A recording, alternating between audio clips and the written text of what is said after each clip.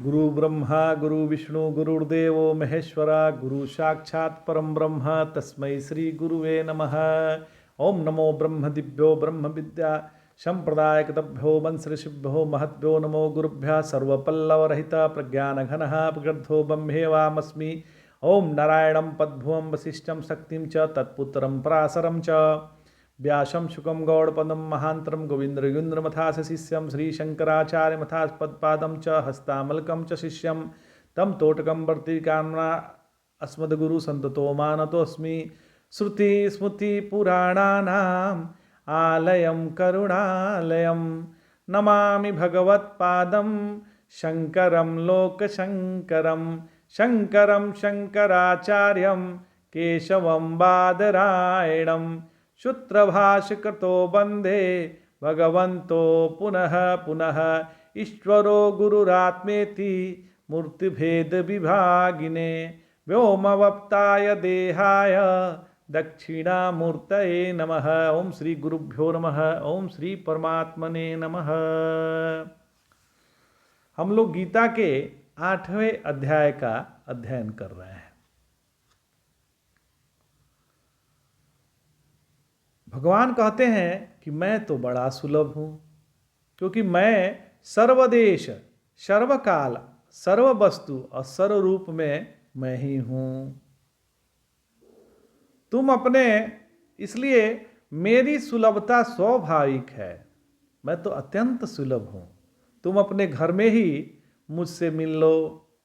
मेरी राजधानी में आने की और मेरे महल में घुसने की कोई ज़रूरत नहीं है महाराज।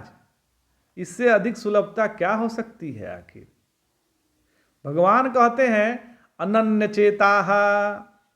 पहली बात तो यह है कि अपने चेतस को ज्ञान को मुझसे अभिन्न कर दो। जो चेतस है ज्ञान है उसको मुझसे अभिन्न कर दो। चेतस शब्द जो है चिति संज्ञाने धातु से बनता है। चेतस माने ज्ञान होता है। चेतस का है अर्थ जो है ज्ञान। तो यह सृष्टि परमात्मा को जैसे दिखती है वैसे ही आप देखो महाराज। उनके ज्ञान में अपना ज्ञान मिला दें। परमात्मा को यह सृष्टि कैसे दिखती है तो यह तो सद्गुरु बताएंगे या श्रवण मनन से पता चलेगा। परमात्मा को अपने स्वरूप के अतिरिक्त कुछ भी नहीं दिखता है। उनका ज्ञान इतना बड़ा है कि उसमें जड़ता मटिया मीट हो जाता है। इसलिए पहली बात तो यह है कि भगवान के मन से हमारा मन कभी अलग न हो। हमें भगवान से यह नहीं कहना है कि वर्षा करा दो, सर्दी आ जाए तो गर्मी आ जाए, या हमें बहुत धन दौलत दिला दो, हमको बहुत धन दौलत मिल जाए। ऐसा भगवान से नहीं कहना है। हमें यह कहना है कि जो थारी राय सो मारी राय। राजस्थान में नहीं कहा जाता है जो थारी राय वो मारी राय। तुम्हारी राय सो मेरी राय अनन्य चेताः। जब दूसरी बात भगवान बोलते हैं सततम, इसका अर्थ है लगातार छूटने न पाए। लगातार छूटने न पाए। गाना बजाना हो तो उसी के साथ सततम में गाना भी है। सतम वीणादिकम वाद्यम। जैसे मकड़ी के मुंह से सूत लगातार निकलता रहता है वैसे ही मन में लगातार परमेश्वर की याद आता रहे। हर श्वास परमात्मा की याद दिलाती रहे। चाहे सांस ले रहे हैं चाहे सांस बाहर छोड़ रहे हैं या सांस ले रहे हैं, दोनों में परमात्मा जुड़ा रहे। इसके बाद भगवान कहते हैं नित्यशः। एक दिन नहीं, प्रतिदिन ही नहीं, मतलब निरंतर नित्य मेरा स्मरण करो। परमात्मा हमारे लिए नित्य हो जाए महाराज। जो ऐसा करता है और जो नित्य योगी है, नित्य युक्तस्य योगिनः, उसके लिए मैं बड़ा सुलभ हूँ। तस्याहं सुलभः पार्थम। किंतु नित्य युक्तस्य योगिनः सुलभः का अर्थ यह है कि उसके नेत्र गोचर हो जाता है। जोता हूँ उसकी स्थिति यह भी हो जाती है कि जहां देखता है वहां तू ही तू है। भगवान कहते हैं नित्य सह, एक दिन नहीं, प्रतिदिन नहीं, मतलब निरंतर मेरा स्मरण करो। जो ऐसा करता है, जो नित्य युक्त योगी है, नित्य युक्तस्य योगिनः, उसके लिए मैं बड़ा सुलभ हूं महाराज। तस्या हम सुलभम पार्थ। किंतु नित्य युक्तस्य योगिनः, सुलभ का अर्थ यह है कि उसके नेत्र गोचर हो जाता हूं और उसकी स्थिति यह हो जाती है कि जहां देखता है वहां तू ही तू है।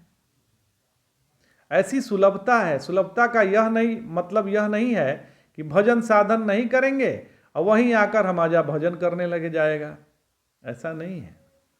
अगले श्लोक में इसकी फल प्राप्ति बतलाते हैं भगवान। मामुपेत्य पुनर्जन्म दुःखालय शाश्वतम नाप्नुवन्ति महात्मनः संसिद्धिं परमां गताः। अर्थात मुझको प्राप्त होकर वो महात्मा दुखालय एवं अनित्य संसार में पुनः जन्म ग्रहण नहीं लेते, क्योंकि वे परम सिद्धि मतलब मोक्ष को प्राप्त हो जाते हैं। जो दैवी संपत्ति संपन्न होते हैं, जो दैवी संपत्ति से संपन्न होते हैं, वे ही महात्मा कहे जाते हैं। दैवी संपत्ति का आश्रय से ही वे मुझे प्राप्त करते हैं। ऐसे महापुरुष पुनः जन्म नहीं लेते, क्योंकि वे वासना शून्य होते हैं। जन्म न होना सिद्धि है और मुझे प्राप्त हो जाना परम सिद्धि है। दुखालय और अशाश्वत शब्दों से व्यक्त होता है कि वे मृत्यु लोक में नहीं आते महाराज। तो ऐसी शंका हो सकती है कि यदि इस लोक में नहीं आते तो अन्य लोकों में घूमते रहते हैं क्या? तो पुनर्जन्म क्या है? पुनर्जन्म क्या है? तो मन का भाव बदलना ही पुनर्जन्म है। मैं दुखी हूं, मैं सुखी हूं, मैं पापी हूं, मैं पुण्यात्मा हूं, मैं नरक में हूं, मैं स्वर्ग में हूं, यह जो बार बार अहम से संवलित मनोभाव है उसमें परिवर्तन होना पुनर्जन्म है। असल में यही दुख का आलय है। आलय माने मकान, भवन, रहने की जगह। यही राष्ट्रपति निलय है। यही होना दिन भर में अनेकों बार शेष भूषा धारण करना पुनर्जन्म है। और अशाश्वतम माने वह यह हमेशा रहने वाला नहीं है। संसिद्धि परमागताः, जो भगवान के पास जाता है वो महात्मा बन जाता है। जहाँ भी संसिद्धि शब्द का अर्थ अंतःकरण की शुद्धि है, यहाँ पर जो संसिद्धि शब्द है उसका अर्थ अंतःकरण की शुद्धि है। अंतःकरण की शुद्धि की प्रकाष्ठा हो जाती है और फिर वह अशाश्वत दुखालय पुनर्जन्म को प्राप्त नहीं होता। नाप्नुवन्ति महात्मनः संसिद्धि परमागताः। इसी का निवारण भगवान अगले श्लोक में कहते हैं। भगवान कह रहे हैं आ ब्रह्म भुवना लोकाः पुनरावर्तिनो अर्जुन मामुपेत्य तु कौन्तेय पुनर्जन्म न विद्यते। हे अर्जुन, ब्रह्मलोक पर्यंत सभी लोकों से पुनः लौटना पड़ता है, किंतु हे कौन्तेय, मुझे प्राप्त होकर पुनर्जन्म नहीं होता। इस श्लोक के पूर्वार्ध में सकाम भक्ति का फल दिखाया है और उत्तरार्ध में निष्काम भक्ति का। यदि लोकादि की भावना रहेगी तो अंत में लौटना ही पड़ेगा, चाहे कितना ही समय लग जाए। किंतु तत्व ज्ञान या निष्काम उपासना की जाती है वह वास्तविक नहीं होती। निष्काम भक्ति ज्ञानी में ही हो सकती है। ज्ञान से पूर्व जो निष्काम कर्म या निष्काम उपासना की जाती है वह वास्तविक नहीं होती। उसमें तो निष्कामता का भाव ही रहता है। ज्ञान होने पर जब सब कुछ अपना या भगवान का स्वरूप हो ही जाता है, ऐसा ज्ञान हो जाए तो तब कुछ भी अप्राप्त नहीं रहता। जिसे कुछ भी अप्राप्त नहीं है वह कामना किसकी करेगा। आज इतना ही। जय जय शंकर, हर हर शंकर, नमामि शंकर, भजामि।